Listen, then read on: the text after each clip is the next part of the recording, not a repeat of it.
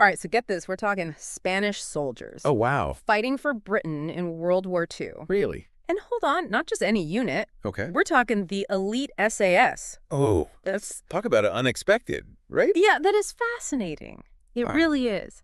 To understand how this happened, we need to look back at the Spanish Civil War, this conflict that really tore Spain apart in the 1930s.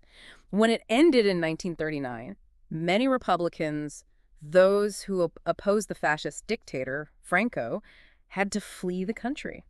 So essentially you have these Spanish Republicans who are refugees. Yeah, In a world that's on the brink of another war. exactly. So what happens? Well, when World War II breaks out, some see it as a chance to keep fighting against fascism, this time on a global scale. Right. They end up joining the Allied forces, Okay. including the British Army. Makes sense? But it wasn't just as simple as, like, signing up. Right. Okay. Our sources, including the book Spaniards in the British Army During World War II and the YouTube video from El Oráculo de Simbis, highlight this journey these soldiers had to take. So walk us through this. Yeah. What was the process like for these Spaniards who wanted to join the British Army?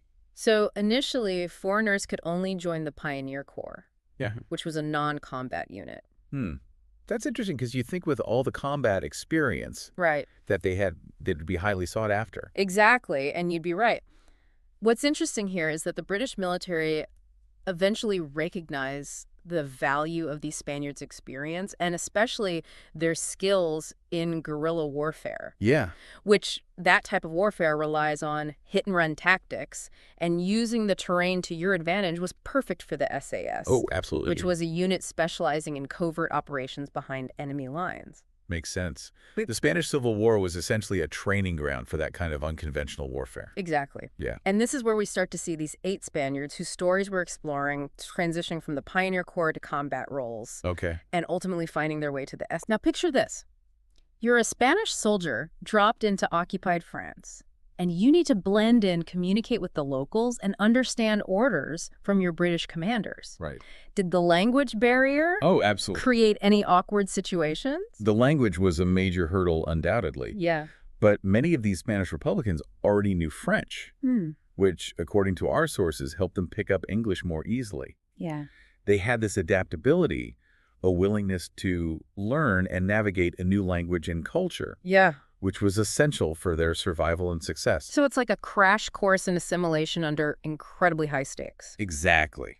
And I read that some of them even went as far as adopting English names. Oh, yeah. Like Juan Torrens Abadia became John Coleman, Right. and Francisco Jose Geronimo became Frank Williams. Why the name change? Was it just to fit in?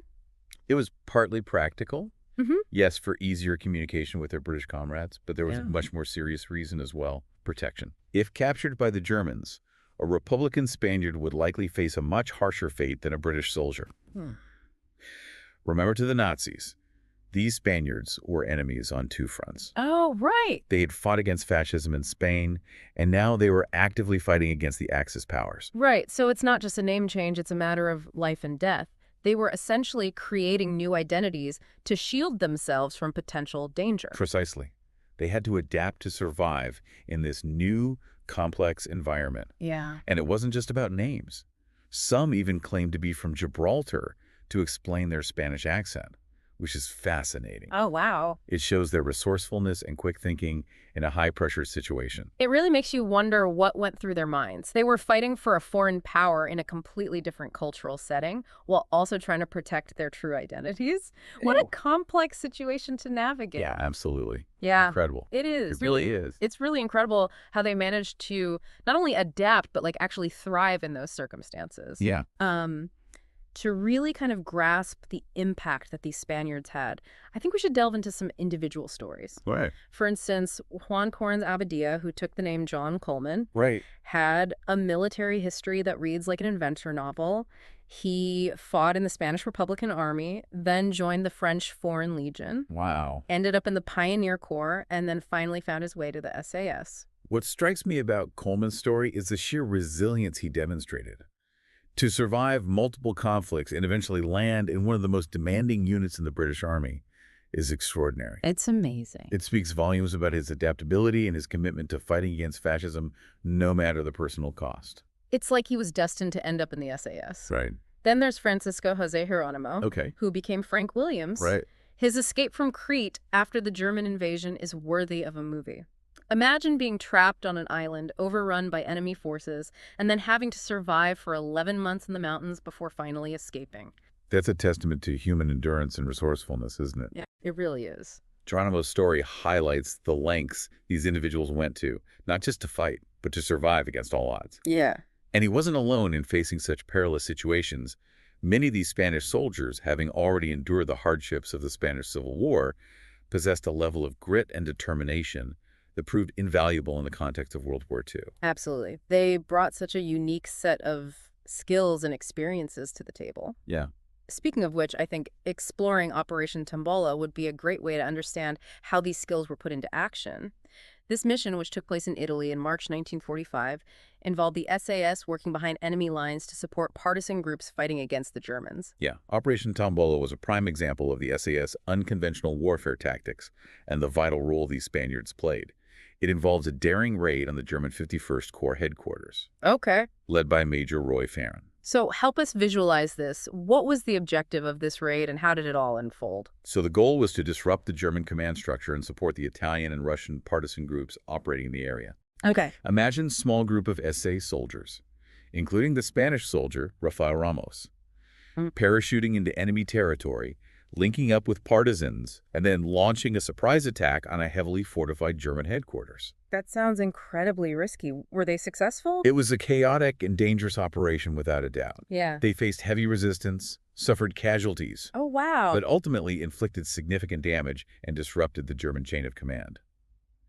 The operation achieved its objectives, but it came at a price. Now, you mentioned Rafael Ramos. What role did he play in all of this and what makes his story stand out? Ramos's actions during this operation earned him the military medal, a testament to his courage under fire.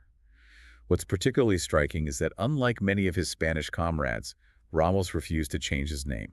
Wow, that's a bold statement itself. Why do you think he made that choice? It seems he was driven by a powerful sense of identity and pride. He was willing to risk his safety to honor his Spanish heritage, even in the midst of a global conflict. This unwavering sense of self, despite the pressure to conform, is a recurring theme in the stories of these Spanish SAS soldiers. Yeah, it's like they were carrying the weight of their history, their identity, and their fight against fascism all on their shoulders. Exactly. And Ramos's act of bravery during the raid truly underscores that. Can you tell us more about what he did? So, under intense enemy fire, Ramos carried the body of a wounded British officer to safety, saving his life. This act of selflessness and courage, his refusal to abandon a comrade in need, earned him the respect of his fellow soldiers and the recognition of the British military. However, the operation also serves as a stark reminder of the sacrifices made. Another Spaniard, Justo Valerdi, who fought under the name Robert Bruce, was killed during the fighting. Oh, that's heartbreaking. It's a stark reminder that for every story of heroism and survival, there are also stories of loss and tragedy. Their contributions to the war effort, the risks they took, and the sacrifices they made should not be forgotten. You know, it's truly humbling when you consider all the sacrifices these soldiers made, especially when you think about the additional challenges they face being foreigners in an elite unit. We've talked about, their skills and bravery. But what I find so intriguing is their motivation. Like, what drove them to fight for a country that wasn't their own? That's a really good question, and one worth pondering, I think. Our sources provide some clues, but also leave room for interpretation. On one hand, they were soldiers fighting for the Allied cause, contributing to the fight against fascism on this global scale. But when you look at their personal journeys fleeing Franco's regime, it suggests like a deeper, more personal stake in the war. Yeah, it's like they were fighting two wars at once. Yeah. The global conflict against the Axis powers, and then this personal battle against the ideology that forced them from their homeland. Exactly. And for some, like Rafael Ramos, clinging to their Spanish identity, even amidst, danger, it suggests that powerful connection to their roots. They weren't simply just fighting for Britain, they were fighting for the principles they believed in, the ideals that they hoped to see restored in Spain and across the world. And it makes you think, did their experiences in the Spanish Civil War facing fascism firsthand, did that fuel their determination to fight it wherever it appeared? I think that's a very compelling argument. The brutality of the Spanish Civil War undoubtedly shaped their worldview, their understanding of the stakes involved, and their willingness to risk everything to oppose tyranny. We've been focusing on the stories of these 8 confirmed Spanish SAS members, Right. but it's fascinating to think that there were undoubtedly many more who served in different capacities throughout World War II. Oh, yeah. And their stories remain largely untold, hidden within this larger narrative of the war. Absolutely. And that raises a thought-provoking question for you, our listener. What other roles did Spaniards play in World War II? What were their individual motivations, their struggles, their triumphs? How were they perceived by their British comrades, and how did their experiences shape their lives after the war? These are all avenues ripe for exploration invitations to delve deeper into this hidden chapter of history. It's like a reminder that history is full of these interconnected stories, Yeah. just waiting to be uncovered. And as we wrap up this deep dive, I'm left with this profound sense of admiration for these individuals. They were more than just soldiers. They were survivors, adapters, and in many ways, pioneers forging a path in a foreign land while carrying the weight of their past and their hopes for the future. Absolutely. Their stories speak to the complexities of war, the intertwining of personal and global conflicts, and the enduring human capacity for courage, resilience, and a commitment to ideals that transcend borders.